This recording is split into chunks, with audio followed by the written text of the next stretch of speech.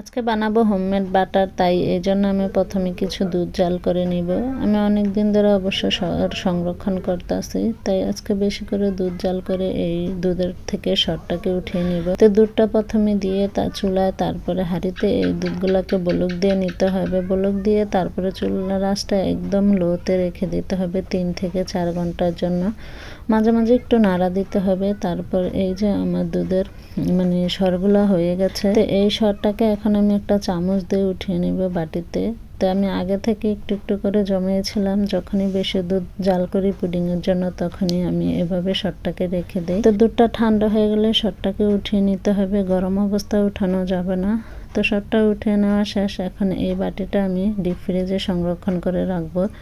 যখনই দুধের সর নেবেন তখনই একটু নিলে একটু নিয়ে ডিপ ফ্রিজে রেখে দিতে হবে। নর্মাল ফ্রিজে রেখে দিলে সরটা তিতা হয়ে যায়। তো যাই হোক, আমার এই সরটা ওঠানো শেষ। এখন আমি ডিপ ফ্রিজে সংরক্ষণ করে রাখবো 1 রাত্রের জন্য।